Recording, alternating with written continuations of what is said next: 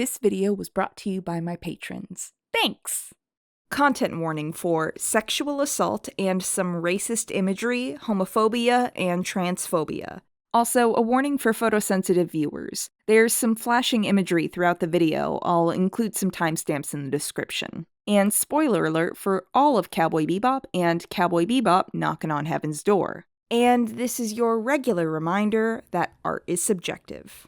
So, I didn't get into anime when it first exploded in the US in the 90s. Although I think Pokemon are cute, I never got into the show or the films. I didn't quite understand that Digimon was a different show, and I saw a little Sailor Moon at a friend's, but it didn't really grab me. Then, when I was around 12 or 13, my older sister was all excited to introduce me to this new show she had just discovered, Cowboy Bebop. It wasn't actually new, it was a few years old at this point, but it was new to us and airing on Cartoon Network's late-night programming block known as Adult Swim. The first night we tried to watch it, they didn't even play an episode, so my first real introduction to anime was an episode of Inuyasha with a tree that eats people, a sad episode of Wolf's Rain, and an episode of Fulikuli, which I was definitely not prepared for, since I'm not sure one can be prepared for Fulikuli. But the next night we sat down, we got it right. And those first staccato brass notes immediately pulled me in. Although my first episode was Ganymede Elegy, which, by the by, is my least favorite episode, I was instantly hooked by all these boldly designed characters and stylish settings. It was love at first sight, as they say. So, without further ado, I think it's time to blow this scene. Get everybody in their stuff together. Okay, 3, 2, 1, let's jam.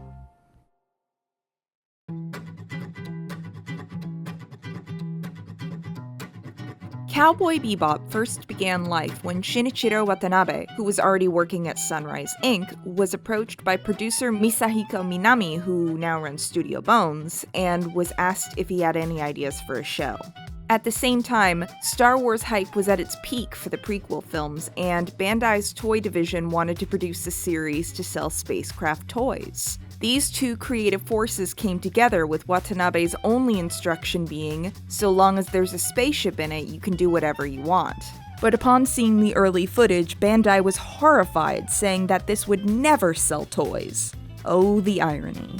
So Bandai pulled out of the project, and eventually their sister company, Bandai Visuals, stepped in along with the studio Sunrise Inc. to produce the show. Without the need to market toys, Watanabe was given free rein to do what he wanted, and boy did he. I'll talk more about the creative forces behind the series, but first let's do the rundown. Now give me the beat. Cowboy Bebop is set in the year 2071, after the Earth was made largely uninhabitable by a hyperspace gate accident. Humanity flocked to the stars. And on the spaceship Bebop, 4 bounty hunters, also known as cowboys, hunt down criminals for cash to try and make ends meet. Maybe enough to get some bell peppers and beef? There's no beef in here, so you wouldn't really call it bell peppers and beef, now would you? Yes, I would.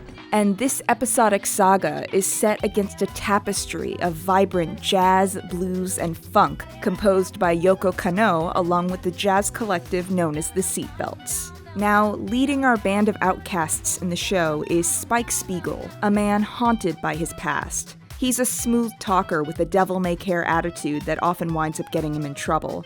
He's got a good heart, but it often goes against his better judgment. Also, it has to be said, he's kind of a dipshit sometimes. Don't pull that Art of War crap on me. Drop him! And you take too long to take a shit. Bless. In Japanese, he's voiced by Koichi Yamadera, ただの賞金稼ぎさ and in the English dub, we've got Steve Bloom. Just a humble bounty hunter, man. Next up, there's former ISSP cop, Jet Black. He's stubborn and grizzled, and also the teen dad. Maybe they're just too hungry, you know? If the girls could eat some sukiyaki with meat, then that should... Faye took off again. In Japanese, he's voiced by Unsho Ishizuka, and in English by Bo Billingsley. そうしようと思ってたらさどうだスパイク Oh, right. That's just where I was gonna put it. Spike, I got you now. Then we have Faye Valentine. Why, I'm just a gun-toting weather girl. This 77-year-old badass was cryogenically frozen for 54 years and has no memory of her life before she was revived in the year 2068. In the present day, she's buried under crippling debt with a gambling addiction that isn't helping her either. She lies and manipulates with ease and has very little tolerance for other people's bullshit. She's also a massive dipshit sometimes, but she's very dramatic about it. Life is so unfair for me! She's voiced by Megumi Hayashibara in Japanese 自分の立場わかってんの？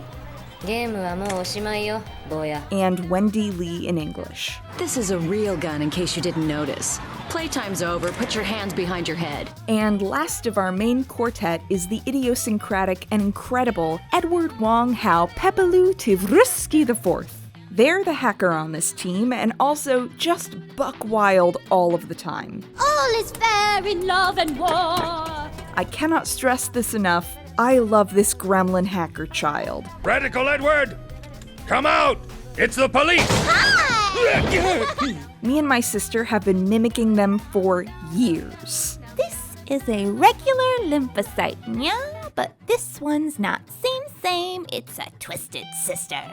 They are voiced by Awitada in Japanese and Melissa Fun in English.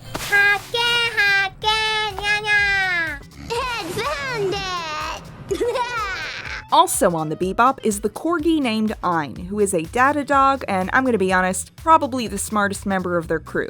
Then there's the mysterious woman from Spike's past named Julia, voiced by Gara Takashima in Japanese, あの場所で待ってると伝えて。そういえばわかるわ。 and Mary Elizabeth McGlynn in English. Tell him I'll be waiting for him there. That's all. He'll know what it means. And the villainous, and ever so subtly named Vicious, is voiced by Norio Wakamoto in Japanese and Skip Stelrecht in English. お前を殺せるのは俺だけだと。 I'm the only one who can kill you and set you free. And lastly, we have the three old men, Antonio, Carlos, and Jobim, voiced by Jinsho Hiroro, Toshihiko Nakajima, and Hiroshi Naka in Japanese.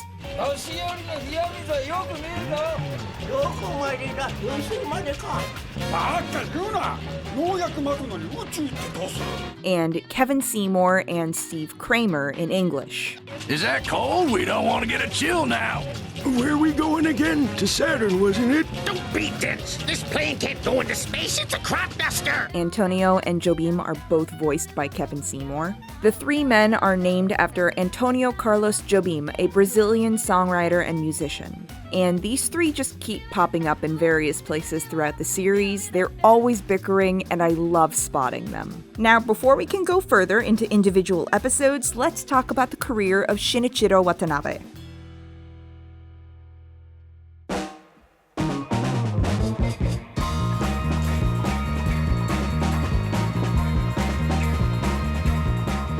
Shinichiro Watanabe was born in Kyoto, Japan in the year 1965. On the subject of his passion for music, he described himself as a lifelong music freak. He was once asked how and when he discovered jazz, and he replied, "I don't remember exactly how I met jazz, but I remember it was something like I walked into a record shop and I heard Miles Davis. It really inspired me. It really hit me. I fell in love with it right then, and I left the store with a record."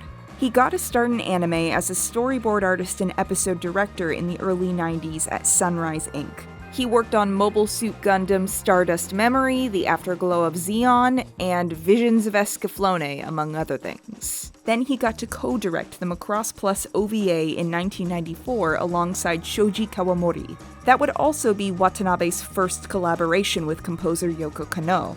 On that project, she was asked for a mix of orchestral music mixed with tribal, techno, and trance elements. After Macross Plus, Watanabe got his first solo directorial gig on Cowboy Bebop. Now, just to be clear, most interviews and such talk about Watanabe as a director, but in American terms, I believe Watanabe's role on Bebop and his other shows would be more in line with that of a showrunner. He writes, directs, and storyboards some episodes across all of his shows while also working with a lot of other episode directors, such as Ikuru Sato, Yoshiyuki Takei, Kunihiro Mori, and Hirokazu Yamada, as well as writers such as Keiko Nobunaga Nobumoto, Dai Sato, Michiko Yokote, Sadayuki Murai, and character designers like Toshihiro Kawamoto, Kazuto Nakazawa, and Yoshiyuki Ito. I also want to shout out storyboard artist Yutaka Nakamura. He worked on Bebop, the show and the movie, and Space Dandy, and in Watanabe's own words, Yutaka Nakamura is someone special. He animated the best action scenes in Cowboy Bebop. Since Nakamura draws such spectacular cuts, I usually let him much freedom,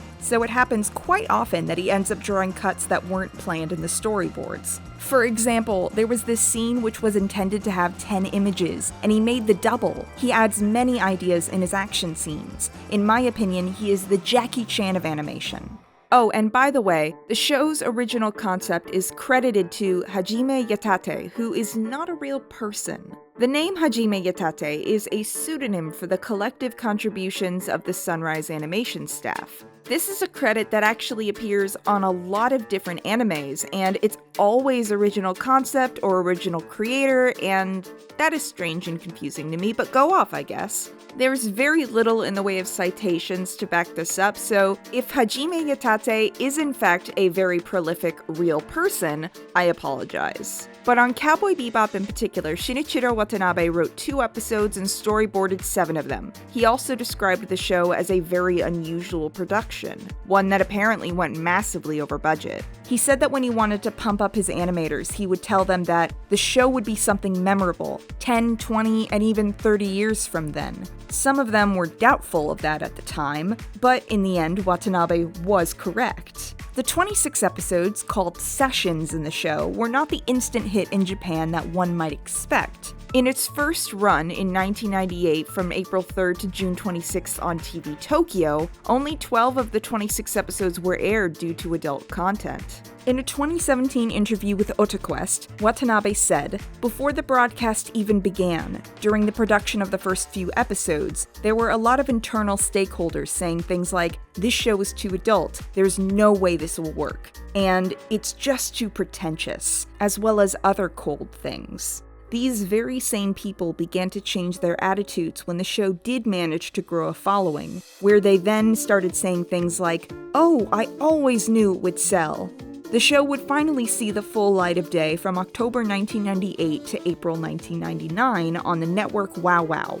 The move to dub it and bring it to American audiences happened in 2001, where it aired on Adult Swim, and the series was censored once again due to its adult content. Specifically, 3 episodes were not aired in its initial run. Episode 6, Sympathy for the Devil, where Spike essentially shoots a child, Episode 8, Waltz for Venus, which opens with the hijacking of a spaceship, and Episode 22, Cowboy Funk, which shows several skyscrapers being bombed. The last 2 were considered to be too close to the imagery of 9/11. In 2003, Episode 19, Wild Horses, was also briefly banned due to its similarity to the recent Columbia shuttle disaster. But eventually, we all got to see and fall in love with Bebop. Bebop, here! All right! Woohoo! The follow-up film, Knockin' on Heaven's Door, was released in 2001. It depicted a standalone adventure for the crew of the Bebop and is set between episodes 22 and 23.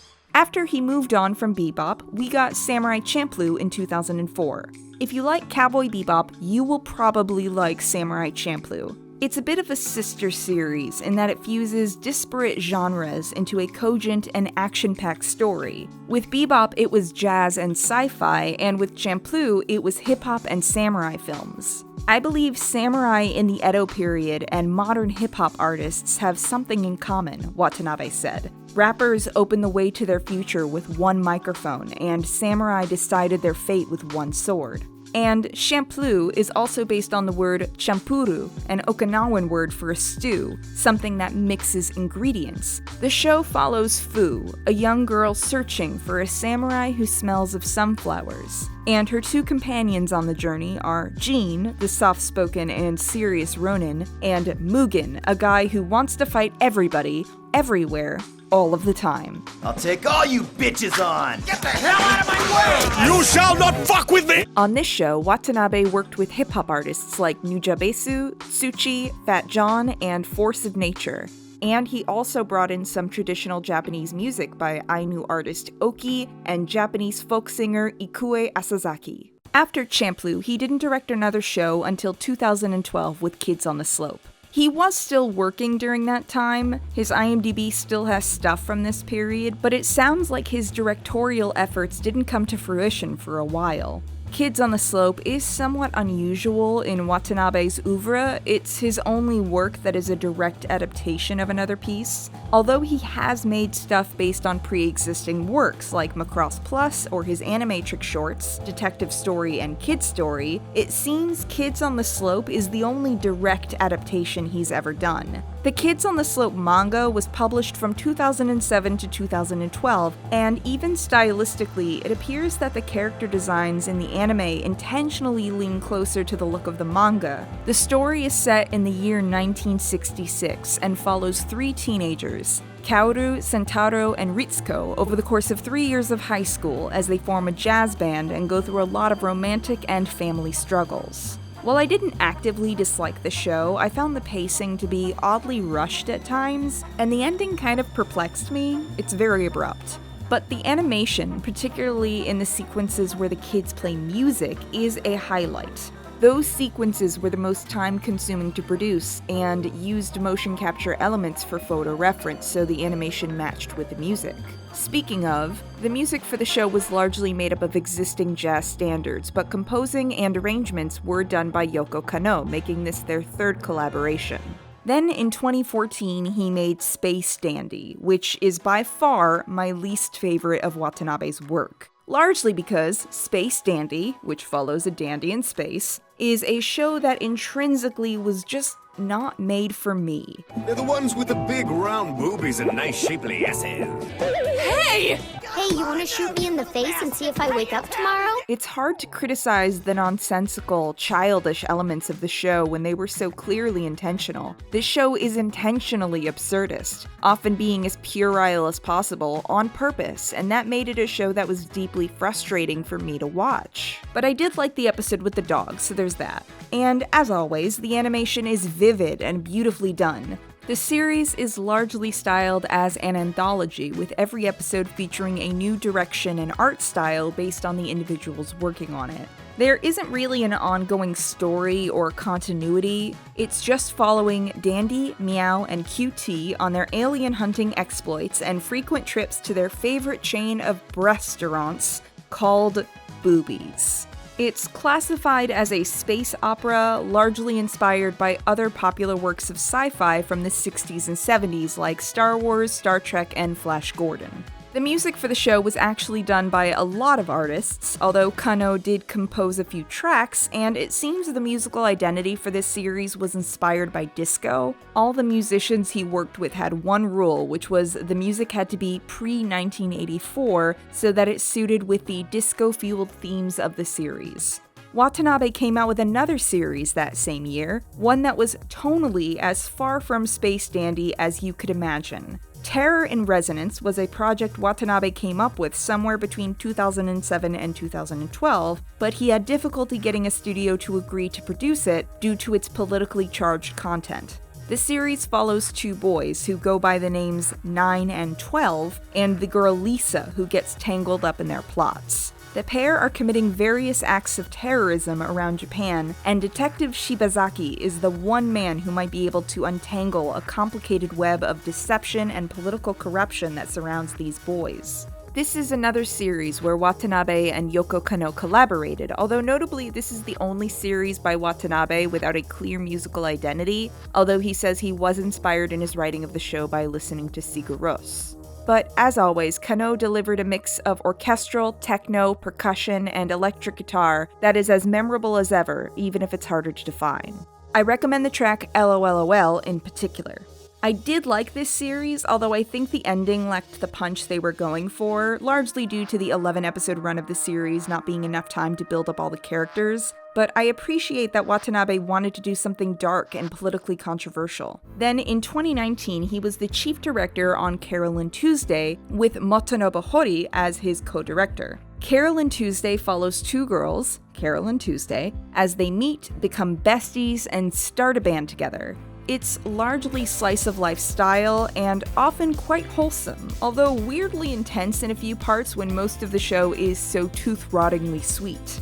The music was composed with the Canadian singer and music producer Maki, although due to the nature of this show featuring a lot of musicians, a lot of other musical artists feature on the soundtrack. The musical identity of this show is largely pop and folk music, but again, the show is about musicians, so there's also hip-hop and techno and a bunch of other stuff. I will also briefly shout out some of Watanabe's more well-known animated shorts. As previously mentioned, he did Kid Story and Detective Story in the Animatrix in 2003.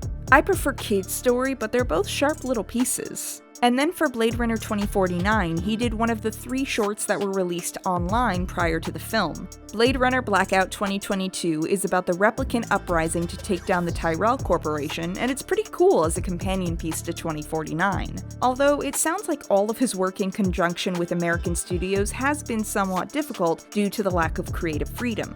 I do think Watanabe has some interesting stylistic touches that can be seen throughout a lot of his work. He often writes about outcasts and characters at the margins of society who are just trying to make ends meet in gig economies, and often the starvation that comes when they fail to do so. In Carol and Tuesday, the 2 leads eventually make their way out of total poverty, but even then, there is still a focus on financial struggles for them and for other characters within the world. Space Dandy, Samurai Champloo, and Cowboy Bebop are just about people struggling and starving when not making ends meet. And, you know, capitalism is hell, so I think it's cool that you can see that represented throughout his work. Also, it bears mentioning that Cowboy Bebop, Space Dandy, and Carol and Tuesday all use the fictional currency known as Woolongs, so people speculate they all take place within the same universe, just in different time periods.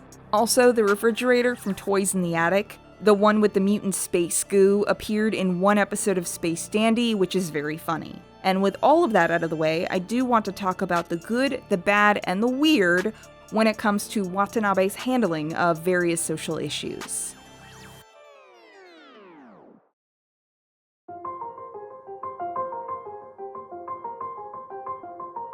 So there's a lot to tackle within Watanabe's work, and I want to make it clear, I think he's done some things really well. In Cowboy Bebop, there are elements that I think were ahead of their time. Oh, and while we're here, let me just quickly state, anime is not a genre. It's a medium with many genres within it, just like with other animated shows and films. Also, Japan makes more than just anime, J-dramas, and Akira Kurosawa films. For instance, Nobuhiko Obayashi's 1977 horror classic, House, Kinji Fukasaku's action thriller from the year 2000, Battle Royale, or the 2018 drama Shoplifters by Hirokazu Koreeda. If you think all that comes out of Japan is anime, please expand your horizons. Anyway, on the subject of Shinichiro Watanabe, let's start with what is probably the obvious, let's say low-hanging fruit. There's a lot of male gaze in about half of Watanabe's works. Carol and Tuesday, Kids on the Slope, and Terror in Resonance are actually much better about it, which proves it's quite intentional. Again, it's so intentional with Space Dandy, it hardly bears mentioning. Like, you don't come up with breastaurants by accident. Now, to be clear, when I talk about male gaze in his works, I am talking about how the camera is placed, as it were, and how disproportionately women are drawn. Also, jiggle physics. As somebody with tits, I promise you they do not wiggle as much as anime would lead you to believe. And in anime specifically, I think Watanabe is far from the worst offender when there are shows out there like this. The biggest name in Japanese animation, Hayao Miyazaki, has been very critical of a lot of these trends. The meme about anime being a mistake is a misquote, but what he has said on the subject is this. You see, whether you can draw like this or not, being able to think up this kind of design, it depends on whether or not you can say to yourself, oh yeah, girls like this exist in real life. Almost all Japanese animation is produced with hardly any basis taken from observing real people, you know. It's produced by humans who can't stand looking at other humans, and that's why the industry is full of otaku. And when I spoke to YouTuber Lady Genevieve about this phenomenon, she said, people who claim that creepy, borderline pornographic art is just Japanese culture and shouldn't be criticized are just as ignorant as people who criticize it and generalize it as being an accurate representation of Japanese art. Also, there are women out there making anime who just don't do this. Rumiko Takahashi, Arina Tanemura, Hiromu Arakawa, and Natsuki Takaya, just to name a few. Check out all these proportionally drawn girls. I mean, okay, there is Lust, but her name is Lust. I think that's fairly self-explanatory. It can be annoying and sometimes alienating to be enjoying characters like Faye Valentine, and then you get a shot like this, just to remind you who this show is really for. Recently, the actress playing Faye in the live-action adaptation replied to fans who were angry at her very sensible outfit redesign. But doing stunts in tissue paper, things disappear, they rip. Anyway, like I was saying, that original costume, they made a couple of them, but like I said, they got sort of slurped up in my various crevices, never to be retrieved again. So we needed to really build something that could withstand the test of time. Yeah, a real woman shouldn't have to run around in shit like this. There's a reason Margot Robbie nixed the glittery underwear shorts when she came back for the Suicide Squad and Birds of Prey. What's more, I think Watanabe is extremely aware of how and when he's using male gaze to make his shows more marketable. In one interview, he discussed the difficulty of getting Terror and Resonance produced, and he said, "The sponsors prefer to give their money to productions with cute girls. They won't bother with shows that have a political aspect like Zankyo no Terror." In another interview, he described his time developing multiple series that didn't come to pass between Shampoo and Kids on the Slope, and he said, "Around that time, I myself had a lot of experimental or adventurous titles that I pitched, and pretty much all of them went on hiatus. Basically, when I tossed the pitch to companies, the first question back would be, so where's the pretty girl?" So based on that, I think the decision to be so intentional about ogling women's bodies in his shows says more about the industry than anything. The fact that we've had multiple shows without such pervasive male gaze shows he's capable of not doing that. I hope he continues to move in that direction, but just know if you watch Cowboy Bebop or Samurai Champloo, there's a fair amount of it. Now, another element that I want to bring up is the diversity within Watanabe's work. And a real quick PSA for everybody who needs to hear this. At baseline, you should probably assume that most anime characters are not white, but Japanese. Trust me, anime tends to not be subtle about when they're showing you a white person. Hi, hi! 何ですか、外人さん? Pera pera! Pera pera! Pera pera! They tend to make it very clear. Do his eyes look blue to you? They are, they're blue. It's not blue. I am Japanese, born and raised. Do you not believe I speak truth? Basically, please stop being a dick to cosplayers out there who are people of color.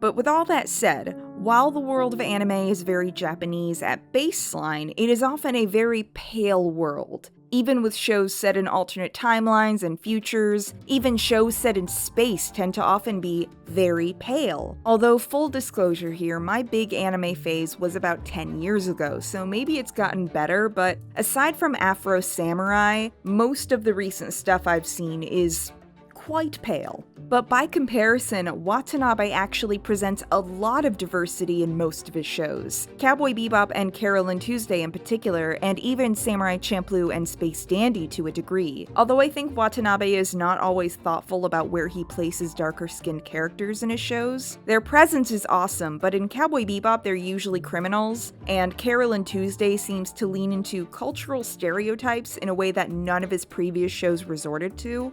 Usually it's for characters who will only be in one or two scenes, and it's clearly meant to be a joke, but I have no idea why they couldn't come up with jokes that weren't this. Shake your body, drop, shake it now, whoa! What your mama say, can you feel it? Also, there's just some scenes that have aged poorly, like Faye pretending to be Romani. And you know what we call someone like you? A gaujo. That means a bumpkin who doesn't know which way is up. Or the character of Laughing Bull, based on the real-life Lakota leader, Sitting Bull. It's unclear if Laughing Bull is a member of the Lakota or if they did research for this character. I'm not the person to weigh in on whether he and his friends are good or bad representation, but I suspect this character is doing some tropes. The red-eyed coyote will appear in the Zona Norte at the far end of town. And then we have the handling of queerness in his shows. Cowboy Bebop came out in 1998, and the follow-up film came out in 2001, so I think it's fair to say a lot of the casual queerness presented is refreshingly ahead of its time. Audrey, my girlfriend, told me all about Edward. He's a drag queen at one of those operations. Edward Wong Hao Pepelu Tivruski IV is a character whose gender seem to often be in question. Is she a girl? My papa! Thanks for taking care of my son. Or was it my daughter? Hey, you're a girl! How's about a trick instead, huh, little boy? What Watanabe had to say on the matter in an interview with IGN is as follows. Its gender is meaningless. We don't need it. Well, actually, I'd like to quickly ask about that. Why did you decide for Ed to be non-binary and have no gender, or have their gender be ambiguous? I wanted to create a character that surpasses humanity. I personally think that he might not even be human. Someone from outer space. And then there's the character Grenshia Mars Elijah Guo Ekener, nicknamed Gren from Jupiter Jazz Parts 1 and 2. The live-action Netflix adaptation has cast Mason Alexander Park, a non-binary actor, to play Gren, and that was announced with the following tweet. Revolutionary as the original anime was, the vocabulary we have today for LGBTQ+ people didn't quite exist when it aired. For the upcoming live-action adaptation, the character is being reimagined as non-binary with a non-binary actor. And the show Carolyn Tuesday had a character Desmond, who I will get to in a minute, who self-identified in the Japanese as intersex and in the English dub as non-binary. It's true that I'm non-binary. Which, just to be clear, are two different things. Sex and gender are not the same thing. But I think it's fair to assume that this might have been Watanabe's original intention for the character Gren. And my non-binary friend Aronok had some thoughts about how they handled that in the original series, so I'll just let them say their piece. Gren is overall one of the better non-binary characters in media, and I relate to and care about them a lot. For context, there's very little representation of non-binary characters. Wikipedia cites only 5 in all media and mediums from the 90s, 2 of which were from Neil Gaiman. Thank you, Neil. Their dialogue in particular is extremely well done, even compared to non-binary representation now, but especially for the time. This line in particular, Which one are you? I'm both at once and I'm neither one, is something I have heard many other non-binary people say, not in that exact phrasing, but with the same sentiment.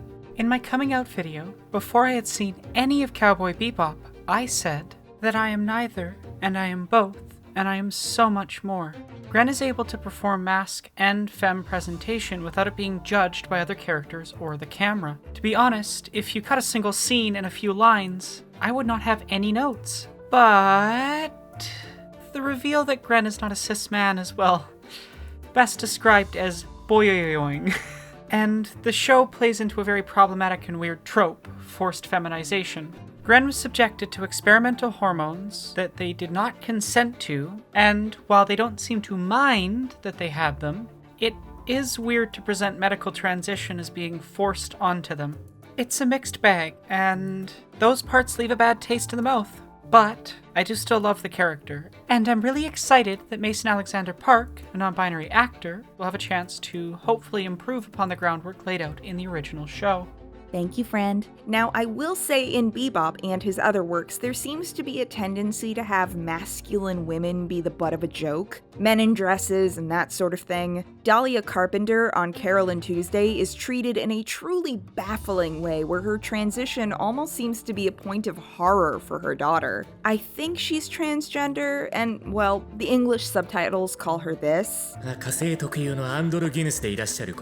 which is considered a slur for intersex people, by the way.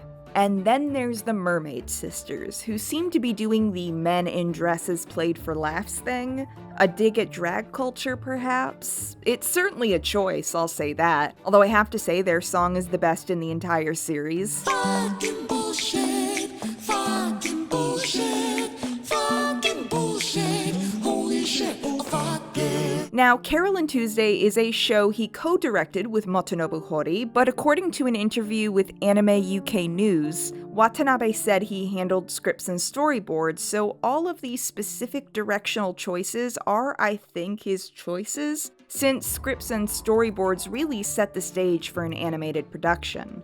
And also, this might be more of an issue with the people who dubbed Kids on the Slope, but there's this character, Seiji Matsuoka. He's an effeminate boy, and in Japanese, he sounds like this. In the English dub, I can only guess that the direction given to voice actor Blake Shepard was homophobic. Stop! So if I don't stamp my fabulous signature like this, they'll disappear in a split second. All right, now all we need is a drummer with really big sticks. That one isn't Watanabe's fault, but I had to mention it because it was truly wild. Also, it was one thing for Gren to die in a show from 1998. Again, I personally give it a pass on the bury your gays trope due to the time it came out in, but in 2019, he's still doing it. Spoilers for Carol and Tuesday, but Dahlia dies, and the aforementioned non-binary character Desmond goes into some kind of self-induced coma. At the end of the series, they come back for the big finale episode where they basically say they'll sing this one song and then die. どうやらまだ眠りにつくには早すぎたみたいね。この曲を歌うまでは死ねないわ。And that sucks pretty hard. On the one hand, there's a lot of diversity in Watanabe's work. Some of it was ahead of its time, and now some of it is behind the times. And I don't know, I want him to keep trying, but I think he's made some bad choices. So with all that out of the way, let's talk about... See you, Space Cowboy.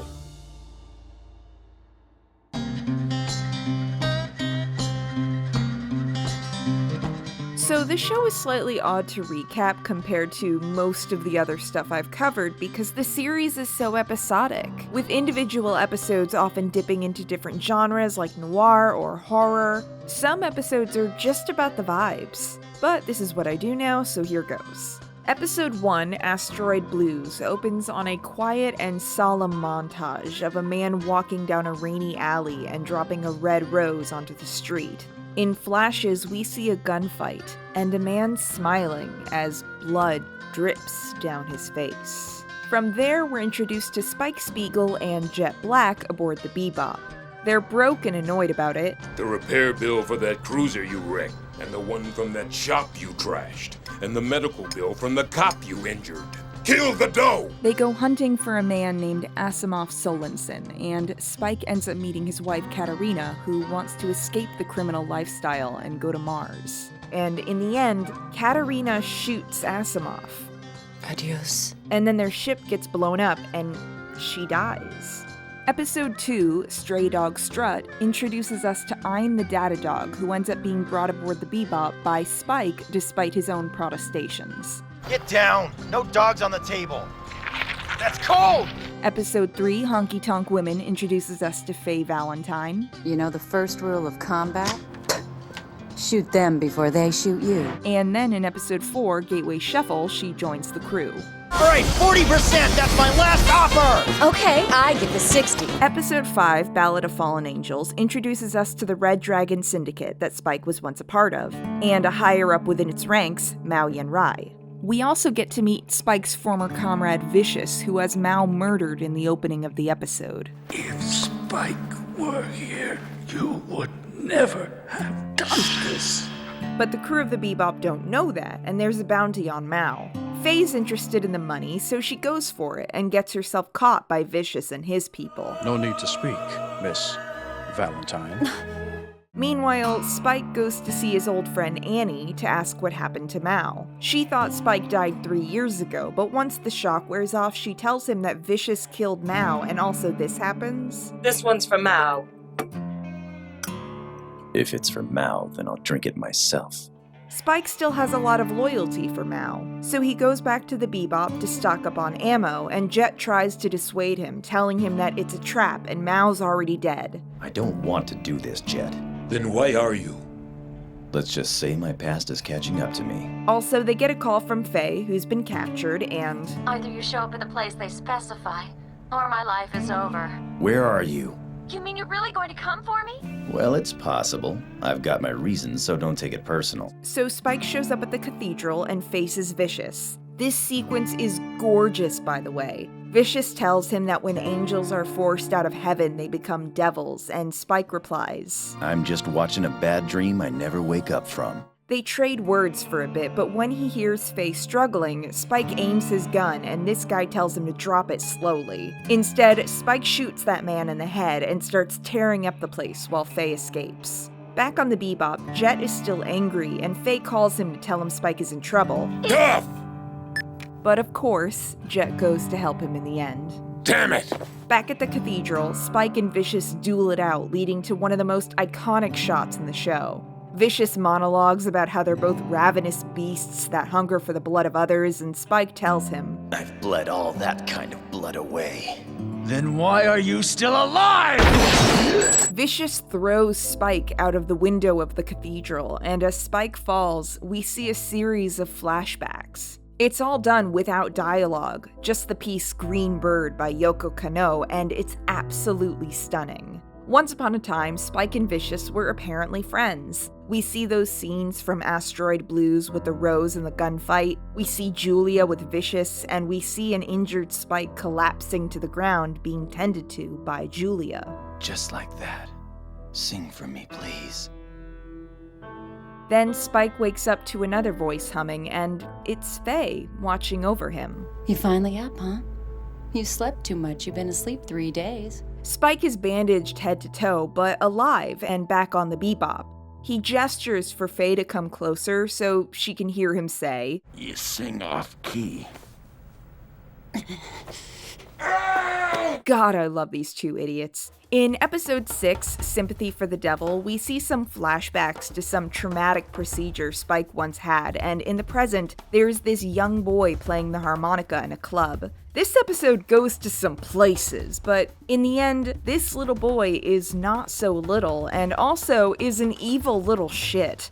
A strange accident led to him no longer aging, and armed with a special bullet, Spike goes to face off against him. Everybody thinks he might not be coming back from this one. Yes, my dear. I just thought I'd say goodbye, Spike, since I'm sure it's the last time I'll be seeing you. But he goes, and the two face off, and it's another incredible scene. In the end, Spike succeeds. The magic bullet works, and the child ages into an old man before our eyes. He says he feels heavy, but finally at ease. And then he dies. Spike picks up his harmonica and says, Yeah, I understand. As if. And throws the harmonica into the air, slowly raising his arm. He points a finger at it and says, Bang. Episode 7, Heavy Metal Queen, is just a really fun episode. Spike befriends this woman named VT and her cat Zeros. There's a really cool zero gravity sequence. It's an awesome episode. Go watch it. In episode 8, Waltz for Venus, the gang successfully catch some bounties and get paid for once. And Spike meets a young punk named Rocco, who is impressed by Spike's fighting skills and begs for Spike to teach him. Spike agrees and gets caught up in the kid's mess with some local gang that's trafficking a rare and expensive plant called gray ash, a plant that can be used to make a medicine for Venus disease, which causes blindness. Spike ends up investigating Rocco and meets his sister Stella, who is very sweet and also blind from the aforementioned disease. Both you and Rocco have something beautiful inside you. It's hard for most people to see it, but it's there. I know it is. In the end, Spike meets up with Rocco to try and help, and the bad guys show up and shoot up the place. Rocco successfully manages to implement the martial arts Spike taught him, and moments later he is shot and killed. Hang on. Now don't die! Don't die! I wonder, if I had met you earlier in my lifetime, do you think that we would have been friends? Spike uses the seeds Rocco stole to pay for Stella's eye operation, and the scene where Spike visits to tell her Rocco died wrecks my shit. He's dead, isn't he? And hey, breaking news, kids, I'm sad. Then we get to episode 9, Jamming with Edward, where we meet the hacker known as Radical Edward, and they join the crew of the Bebop. She promised Ed that Ed could become a real member of Bebop. Episode 10, Ganymede Elegy, is, as previously stated, my least favorite episode, and now is as good a time as any to say, I don't like Jet episodes. I like Jet as a character, even if he does make me roll my eyes every time he makes grand statements about women. Woman's intuition, give me a break. Betrayal may come easily to women, but men live by iron codes of honor. Women are hopeless. They don't work on reason. Well, you can't tell a woman's age by looking at her. But I don't know what it is. I find his episodes to be unbearably dull at the best of times. I'm really hoping that the new Netflix show manages to make his episodes more fun to watch. Anyway, in Ganymede Elegy, Jet meets an old flame of his, and she has a new boyfriend who is wanted by the police. Jet convinces them that the boyfriend should turn himself in, and it all works out. The end. Episode 11, Toys in the Attic, is a truly insane episode that I love. Spike left some food in the fridge so long that it became sentient or something, and it's biting people. It's incredible. Go watch it. Then episodes 12 and 13 are Jupiter Jazz Parts 1 and 2. In it, Vicious is in trouble with the heads of the Red Dragon Syndicate or something. This young man, Lin, promises to defend Vicious with his life as Vicious goes to finish up a drug deal on the moon of Callisto.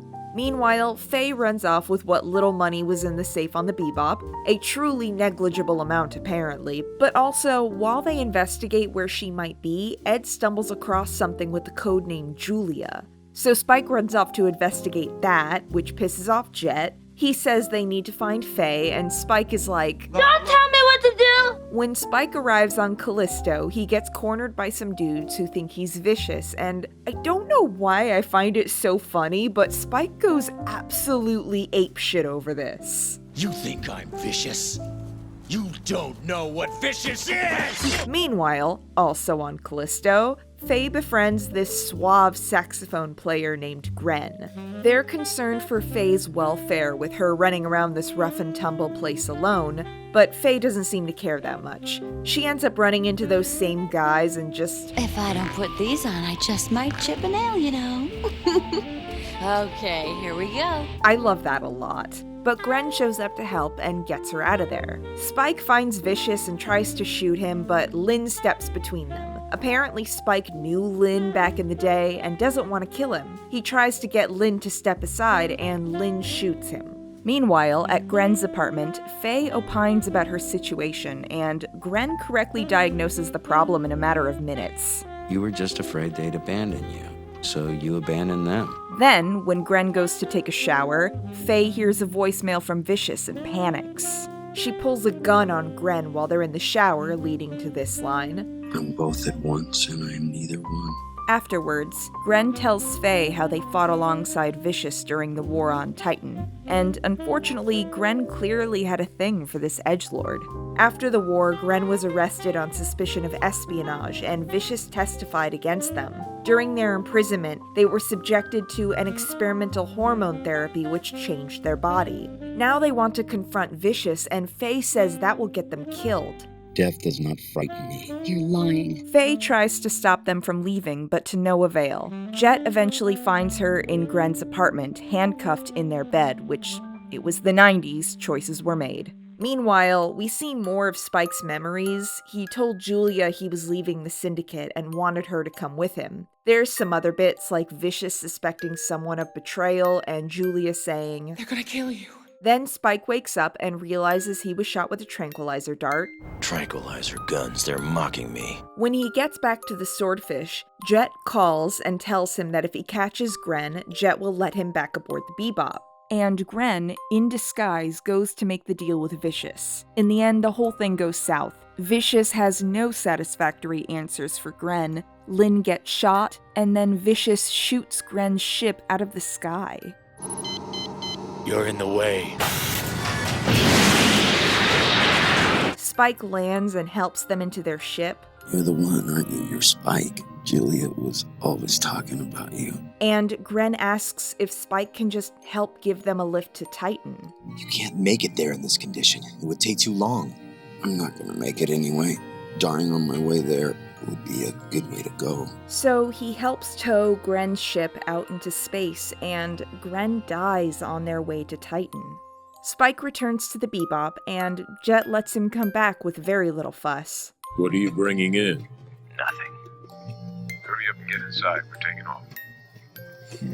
And the two-parter ends as it began, with Laughing Bull and this child watching a shooting star fall, and Laughing Bull telling the child that that is no ordinary star, but the tear of a warrior, a lost soul who has finished their battle on this planet. In episode 14, Bohemian Rhapsody, Ed plays chess with an old man online. This is a vibes episode with lots of Ed, which is awesome.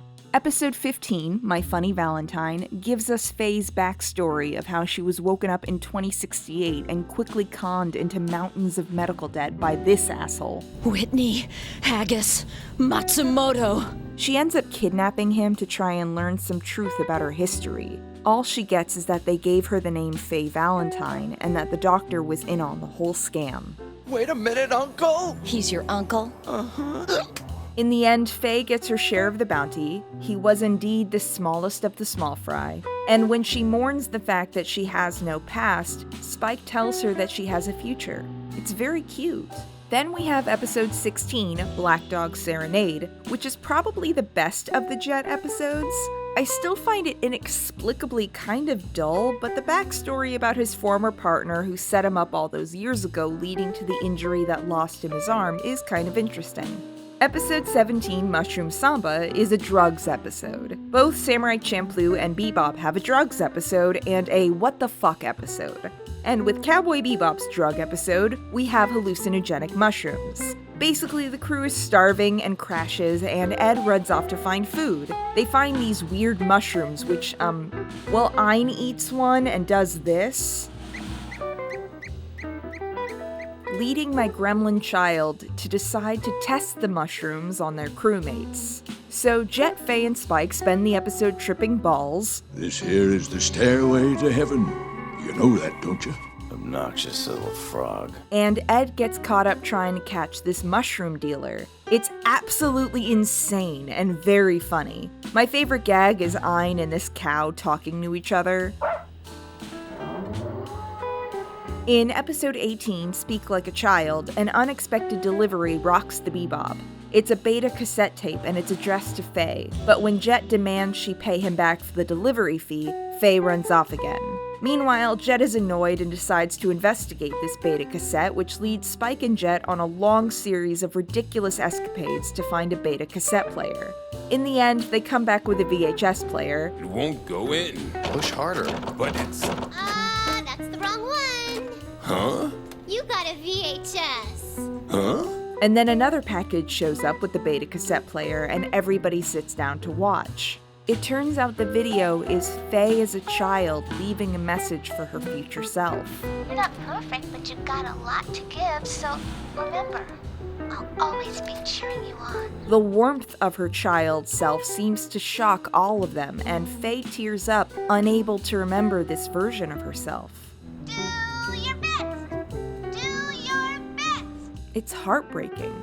Episode 19, Wild Horses, is mostly a fun vibes episode. Spike is stuck waiting for his ship to get repaired by the grumpy old man who built it. Faye and Jet hunt down some space pirates. The finale is really rad. Go watch it.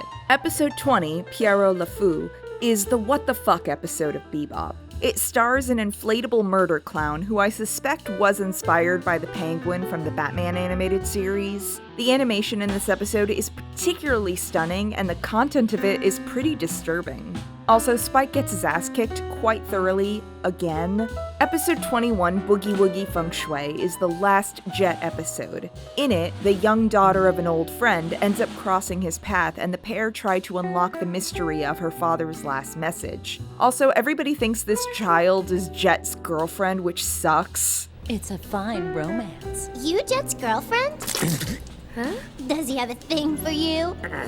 And Jet says this line, which also sucks. I'm not old enough to be your father, all right?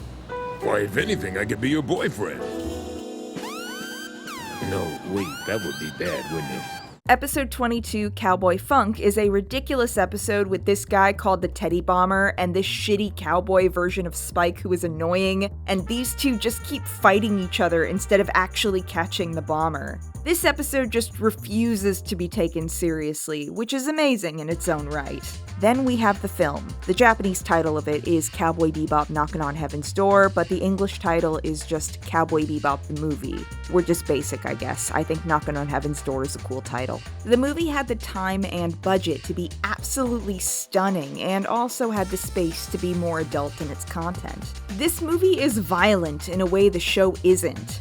Not only is there blood flying in these fight scenes, they animated spit and sweat flying around too. Like a lot of it. Also, the movie contains a scene that I think might be classified as sexual assault between Faye and the villain. Basically, the plot is that this guy blows up a tanker truck on a highway, spreading this nanomachine virus that kills people. It also makes them see these yellow butterflies before they die. Spike Spiegel and the gang first try to capture him for the bounty. 300 what? Yeah?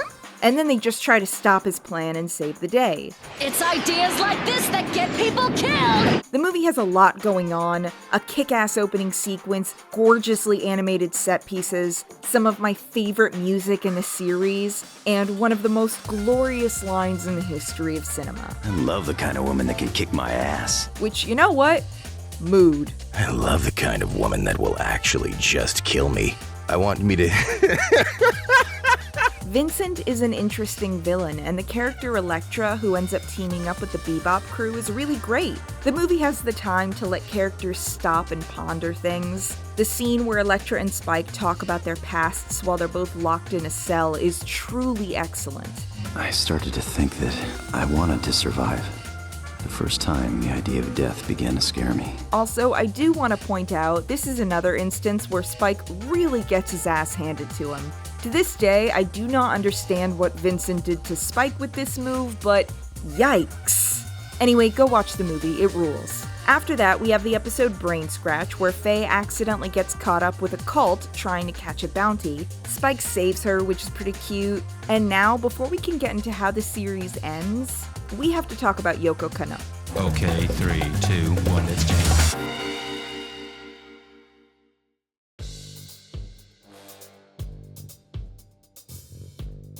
So, Yoko Kanno started composing music when she was a kid, winning music contests in her school so often she was known as the contest bandit.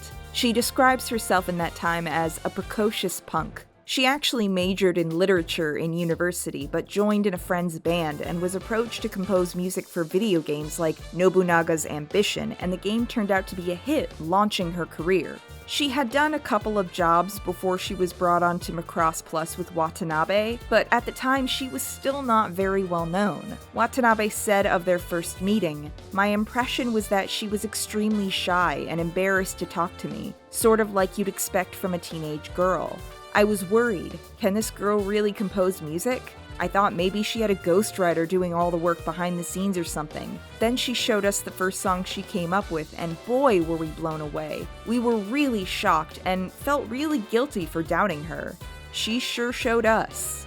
On the subject of bringing her onto Bebop, he said, "I reached out to Yoko for the project, but when I told her the details, she actually indicated she was likely going to turn the offer down because she wasn't a big fan of jazz. If things really did go that way and she wasn't involved, then Tank would never have seen the light of day and Cowboy Bebop may never have realized its full potential. I don't think enough can be said about the choice to blend jazz and science fiction.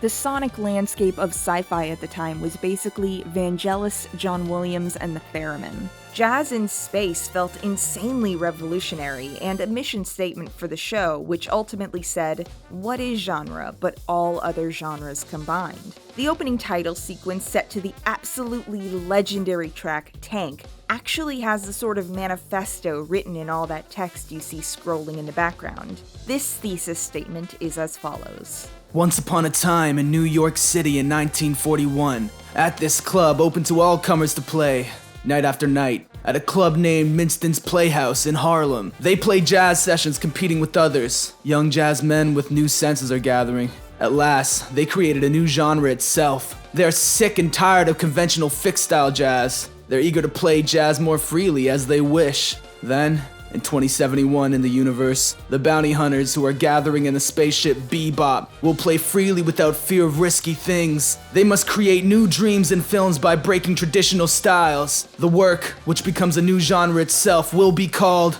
Cowboy Bebop.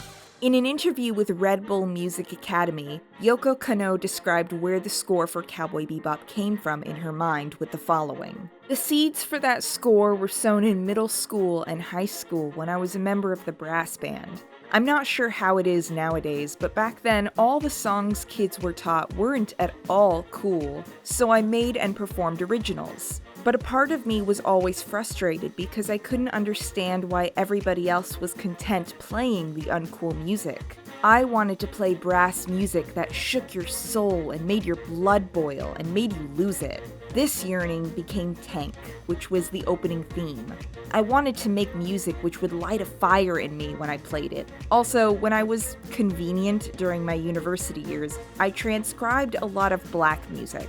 After I began to grasp and understand rhythm, I thought, how is it that they play the drums the same way, but the rhythm is so different between black people and white people? So I took a trip to New Orleans to listen to jazz and funk. And the scoring of Bebop was as unusual as its production. Typically, anime productions are planned in advance, with actual production being completed week by week as the series airs. Because the process of composing and recording music can be quite time-consuming, usually anime productions order all the music they need well in advance of the rest of the production. On Bebop, Watanabe said about half the music was ordered in advance, and the other half came from what Watanabe called free sessions, improvising on and building off of what was already produced. First, let me be on the record as saying she does not compose music exactly the way I tell her to, he said at a 2013 Otakon press conference. She gets inspired on her own, follows up on her own imagery, and comes to me saying, "This is the song we need for Cowboy Bebop," and composes something completely on her own. There were instances where I heard these songs she created for Cowboy Bebop, took inspiration from them, and created new scenes for Cowboy Bebop. And then she would be inspired by these new scenes I'd created. They would give her new ideas for music, and she'd come to me with even more music. So it was a game of catch between the two of us in developing the music and creating the TV series Cowboy Bebop. The opening song Tonk wasn't even originally intended for the opening. Kanno said it was written to be one of the background music tracks, but director Watanabe chose to use it as the opening theme. I only recorded about 2 takes of it, so the mistakes and small flaws are still in the track. But that rigorousness was in the spirit of brass bands, and I thought that was good. まさかこんなところにこの曲がっていう楽しい発見もいっぱいあったし、いやこういうとこに当ててほしかったんだよねっていうのもいっぱいあったし、これはちょっとここに当てたらダサいんでねえのっていうのがね、一個もなかったです。だから嬉しいです。The loose, go-with-the-flow process for music development created a really interesting working relationship that they both clearly thought worked well, since they collaborated 3 more times with Kids on the Slope, Space Dandy, and Terror in Resonance. And listening to the two of them interact is honestly hilarious. On the Blu-ray, there's a commentary track that the pair did on Mushroom Samba, and Kanno spends half of it either making fun of Watanabe, ちょっと作が乱れてる。すごい指摘が入りました。最近私作画とかいう言葉覚えましたよ。やっと覚えましたよ。or getting completely distracted and going off on random tangents. あ、ちょっとこれ可愛い。ここがね可愛いんですよ。このね。To the point that the guy who was supposed to be directing this commentary track just gets frustrated with the pair of them. もうね、2人はそのまま行っちゃっていいですから、もう全然右と左に振ってもいいですよ。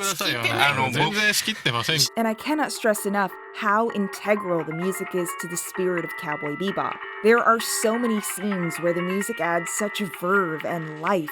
Her tracks are incredibly energetic and emotional. Sometimes I just have to close my eyes and jam out when tracks like What Planet Is This or Too Good, Too Bad play. And Kanno has had an incredible career after Bebop, working on other shows like Wolf's Rain, Darker Than Black, and Ghost in the Shell standalone complex. Her collaborations with Origa on the opening title tracks Inner Universe and Rise are some of my other favorite work she's ever done. And for a bunch of years, she used the pseudonym Gabriella Robin when crediting vocals on tracks like Greenbird. Now it's generally accepted as fact that that was in fact Kano singing. But as incredible as Kano herself is, we can't talk about just her. The jazz collective known as the Seatbelts has a lot of members, and every musician is doing virtuoso work across all of the bebop series and film. Unfortunately, I'm not well versed enough in musical knowledge to pick out who is doing work on the saxophone versus the trombone in each track. But I can shout out some of my favorite vocalists, like Mai Yamine, who you can hear on tracks like Blue, Gotta Knock a Little Harder, and Rain. Steve Conti, who you can hear on Digging and one of the most gut-wrenching tracks in the series, Call Me, Tulivu Donnellan Cumberbatch, who you can hear in tracks like Mushroom Hunting and The Singing Sea, and Tim Jensen, who is not only the vocalist you can hear saying the infamous 3, 2, 1, let's jam, he's also a lyricist who is credited on tracks like Ask DNA, Blue, Call Me, and so on. And he is a music producer and regular collaborator with Kano. And the Seatbelts as a collective have released about 10 albums worth of music. Not only the music that's in the show and the film, but also music that was composed for the video game and remixes and just more music. Also, the Seatbelts and Yoko Kanno canonically exist within the bebop universe. Yes, you heard me right. This is real. According to the blurb on the back of the Cowboy Bebop OST album, which by the way is credited as Notes by the Dog in Backyard, parentheses 2071, the Seatbelts, led by sound producer YK, that's Yoko Kanno, are a very hot and cool and anarchy and peace and hard and soft and potato-like band. They rose to fame in 2048 in the solar system music scene, and it is said that the members of the band would wear seatbelts while performing, for safety. Furthermore, the Cowboy Bebop OST is from what could be called the Seatbelts' bar of sweet potato paste period. Apparently during the late 2040s and early 50s, the Seatbelts traveled around the planets for the Digging My Potato concert tour. And the canonical lore gets even wilder when we turn to the 1999 album Cowboy Bebop Remixes, Music for Freelance. This album has an internal narrative following the pirate radio station called Radio Free Mars, and the host of that station, Mr. Martian, who sounds like this. They were a maximal band from 30 years ago, the 2040s. The track you've been rocking to is from a remix album by some truly anachronistic lads and lasses. According to this album, the in-universe Yoko Kanno was a former pro wrestler, a stellar babe, and totally feline.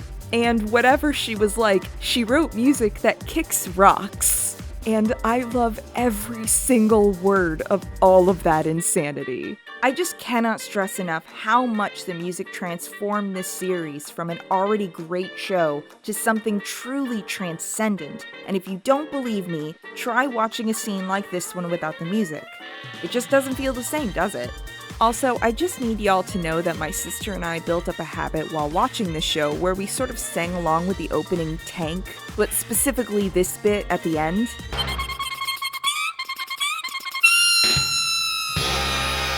So with that, let's talk about intertextuality. Just a humble bounty hunter, man.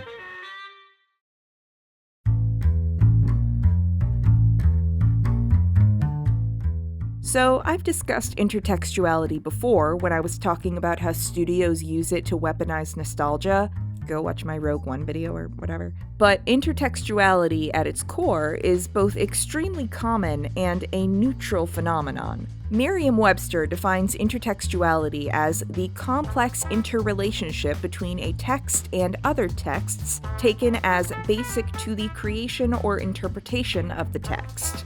Which, boy, that doesn't really roll off the tongue, but basically all art is in conversation with each other. Whether it's through homage, reference, quotation, pastiches, or parody, sometimes intertextuality is not even something that's being done intentionally, but entire art movements have intertextual roots. Italian neorealism influenced the French New Wave, and German Expressionism influenced everything from Hitchcock to Tim Burton. All of art echoes forwards and backwards through time, always iterating on what's come before and influencing what comes after. Some art is intentionally extremely intertextual, with creators wanting you to understand and pick up on the other pieces that are being referenced. You know, this kind of reminds me of Back to the Future, too. For example, most of Edgar Wright's work is highly referential, and all of Rian Johnson's work seems to be made with the express purpose of finding new paths into old genres. A donut hole in a donut's hole. But we must look a little closer.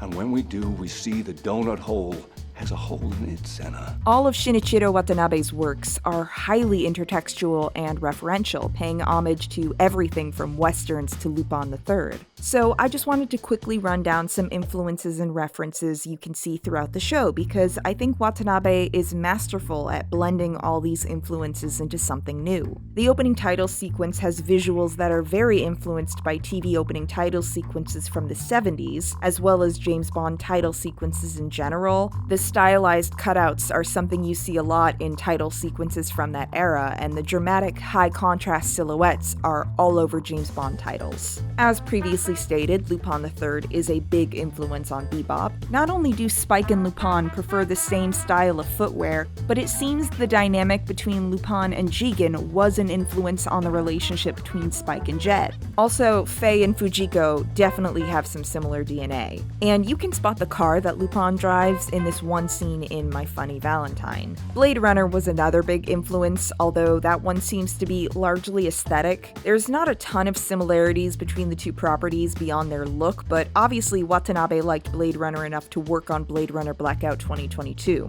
Spike's design was also heavily based on the look of the main protagonist of Tantei Monogatari, portrayed by famous Japanese actor Yusaku Matsuda, and his fighting style was based on that of Bruce Lee. Watanabe's also cited Dirty Harry as another influence on the character. And Bebop was also very influenced by westerns, obviously drawing on filmic depictions of cowboys from the old stuff like High Noon to the spaghetti westerns from the 60s like The Good, the Bad, and the Ugly and Fistful of Dollars. Other influences on the show can be found in individual episodes, like Toys in the Attic being a riff on the Alien and Predator films, Asteroid Blues referencing Desperado with this power couple, or Mushroom Samba referencing blaxploitation films like Shaft and Coffee. There's a lot of film noir influence in the Jet episodes, from the world-weary voiceover to the heavy use of shadows in its flashback sequences. And many episode titles are just more references, like Sympathy for the Devil by the Rolling Stones, Bohemian Rhapsody by Queen, or Pierrot Le Fou, which is a film by Jean-Luc Godard. I just think it's cool to see how this highly influential work was highly influenced by so much art that came before. The work, which becomes a new genre itself, will be called Cowboy Bebop. So now, let's talk about the end of the series.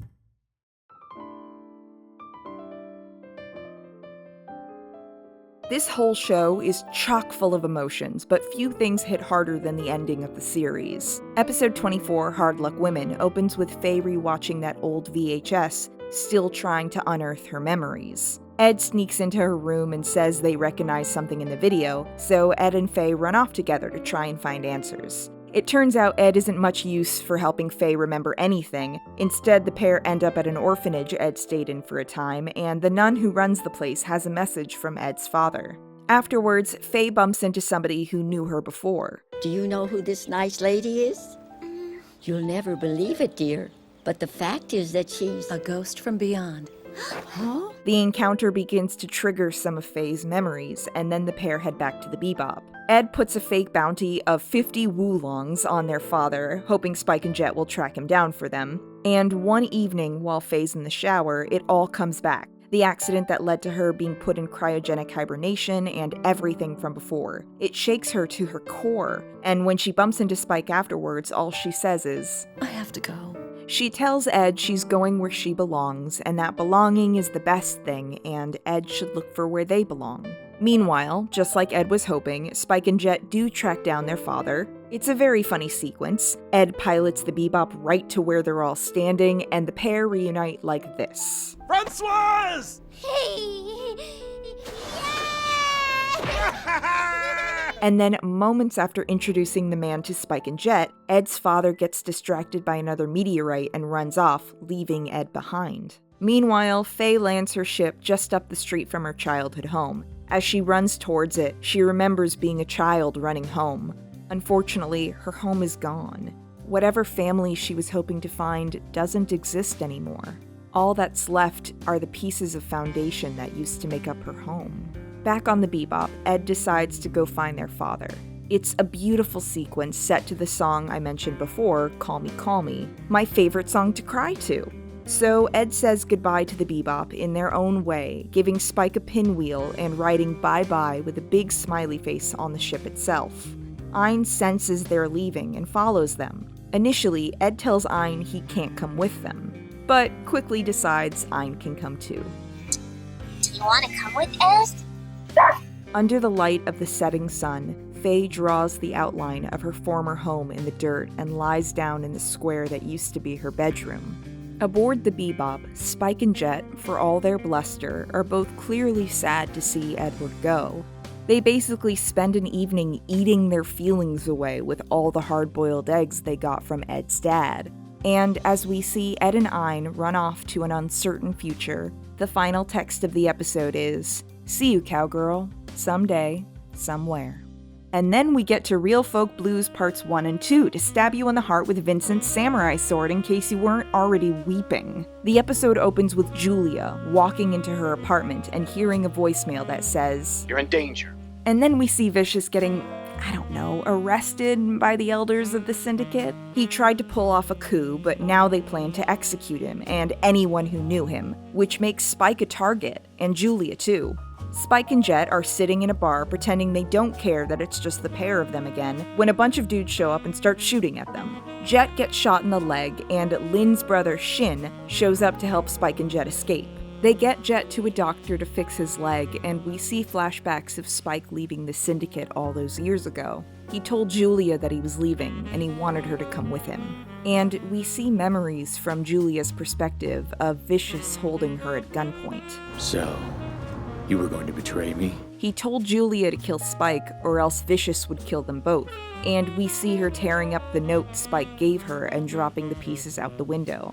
Spike calls Faye and tells her to come meet him at Tharsis. And Faye tells him, "What makes you think I'm coming back? You take too much for granted." Also, in a bit that breaks my heart, Faye doesn't know that Ed and Ein left and assumes they're there to help out too.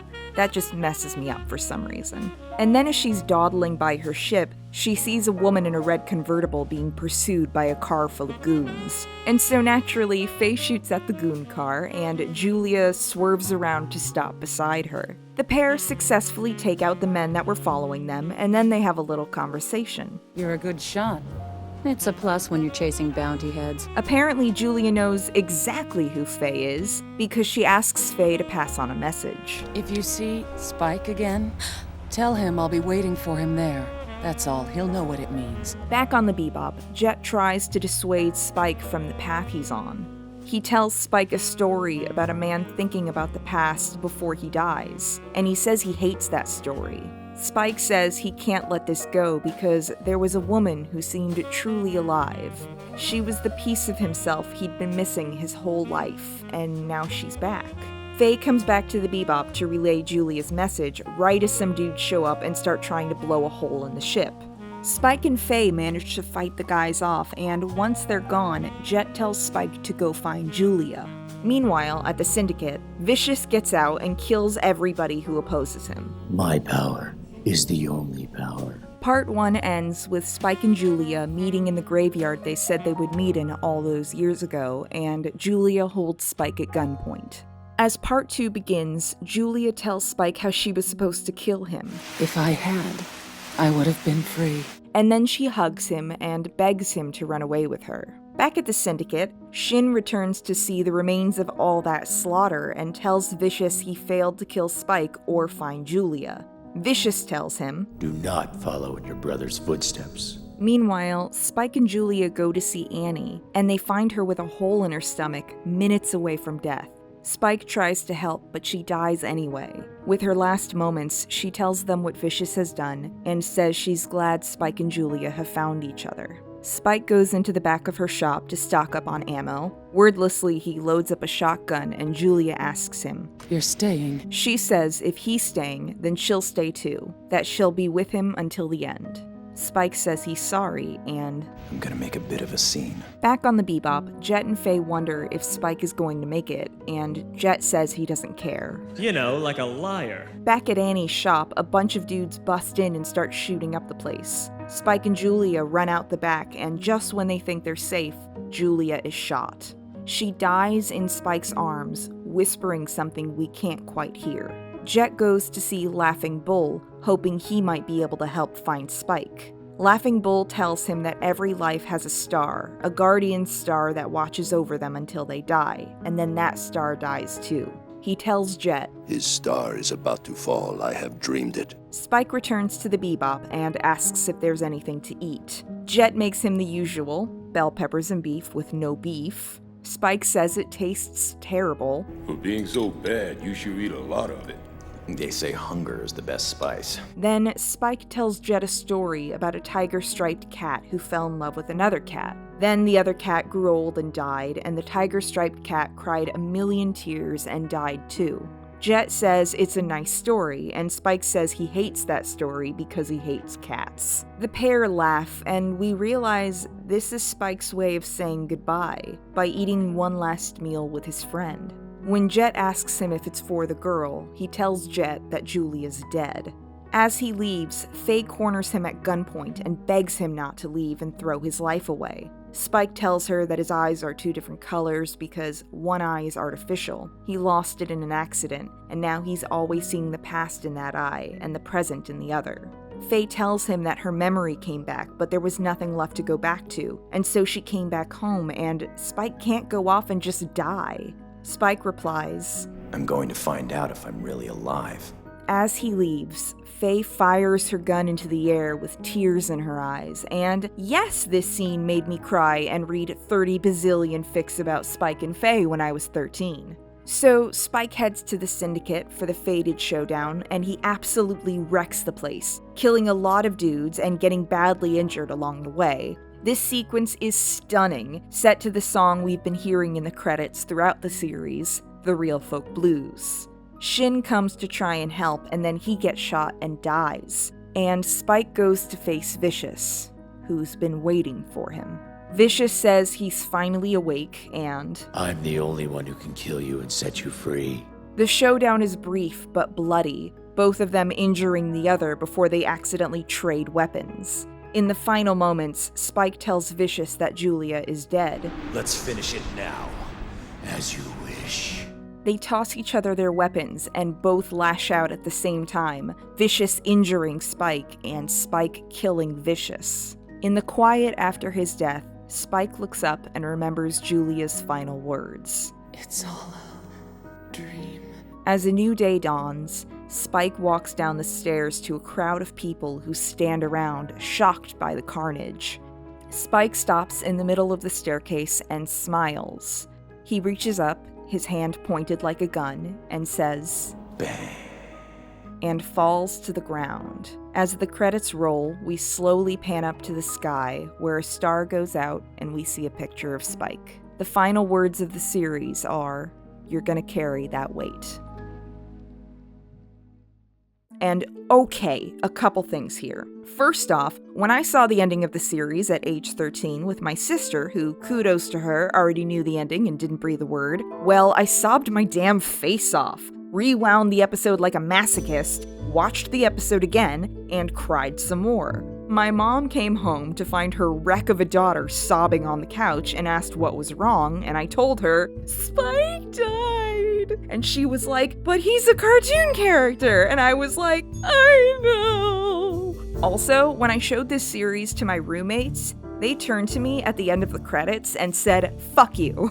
So have fun with that knowledge. Second, okay, so Shinichiro Watanabe said in a few different interviews he wanted this ending to be open to interpretation, and maybe Spike is just sleeping, and, sir, you cannot toy with me like this. You said a guardian star goes out when a person dies, and then a star went out with a picture of Spike. Sir, you cannot say shit like this. The fact is, Spike's death is painfully tragic because of how inevitable it feels. But there is also a big, huge, Julia-sized problem with the finale of the series. Or as I so cleverly call it, the Julia problem. So Watanabe and co. clearly decided to keep Julia out of the show as like this final twist reveal. Spoiler alert, turns out she's a woman. Part of what fails in this ending is that we, the audience, don't know Julia at all. People talk about her on the rare occasion over 24 episodes. There's this flashback where she doesn't speak, and not much else until we get to the final two-parter.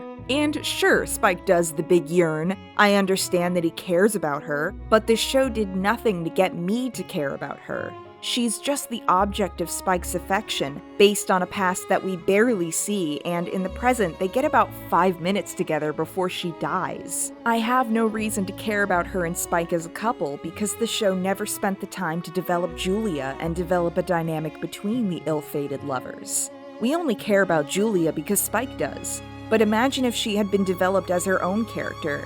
Maybe in the episodes where Vicious shows up, Julia could be there too, and we could see them interact. See their chemistry and their tension. And then when Julia died, we could understand Spike's grief and mourn with him and root for him to avenge her death as he does. As it stands, Spike is avenging a memory. Ocean Vuong wrote in his novel On Earth We're Bravely Gorgeous, in Vietnamese, the word for missing someone and remembering them is the same, nhớ. Sometimes when you ask me over the phone, Gong nhớ mày không? I flinch, thinking you meant, do you remember me? I miss you more than I remember you. And that is painfully true for Spike. His death hurts, but it also feels pointless. He was fighting to avenge a memory, to see if he was really alive, to see if he was awake or just dreaming. He wasn't dreaming, and he left people behind who will grieve him. And in the words of Jordan Shively, I don't know who needs to hear this, but you are an irreplaceable gash in the fabric of reality. Your keening, static howl is like no other, and if it faded from the abyss, the void that would remain would be unfillable, and the mansions of silence would forever fill with our lament. Each episode of Cowboy Bebop ends with a parting message. The on-screen text frequently just says, "See you, Space Cowboy." Once at the end of Toys in the Attic, it just said, "The end." Other times it ends with a joke, like My Funny Valentine, where this final shot of Ein with eyebrows drawn on cuts to the text, "Sleeping Beast." Or Cowboy Funk, where this ridiculous man trades in his cowboy aesthetic for that of a samurai, and so the ending text says, "See you, Space Samurai." Sometimes the text asks us a question. Do you have a comrade? Jupiter Jazz Part 2 asks. Are you living in the real world? The movie asks. These final words, these epitaphs, speak to the events of the episode and the characters, but they also speak to us, the audience, addressing us directly.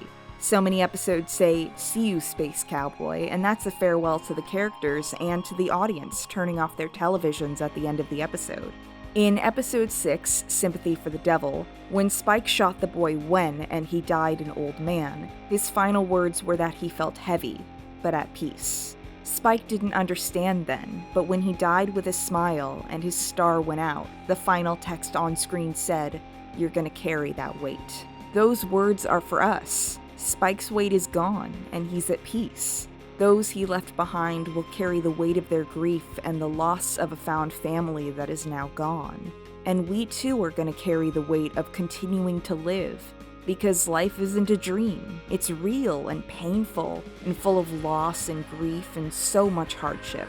But the joys are there too, sometimes all too fleeting, but still there, and all the more beautiful for their impermanence. Nothing stays the same, and that never gets easier. The weight never gets any lighter, but we carry it all the same. We can only mourn things once they're gone, and so I try to stay present and not fall into grief for things that are not yet gone. This show always makes me sad, but it also reminds me that I'm awake and alive. So I will leave you with the final words spoken by Pryor in Tony Kushner's seminal work, Angels in America. The world only spins forward. We will be citizens. The time has come. Bye now. You are fabulous creatures, each and every one. And I bless you. More life. The great work begins. So, see you, Space Cowboy. Just like Atlas before you, you're gonna carry that weight. Everything is clearer now. Life is just a dream, you know, it's never ending. I'm ascending.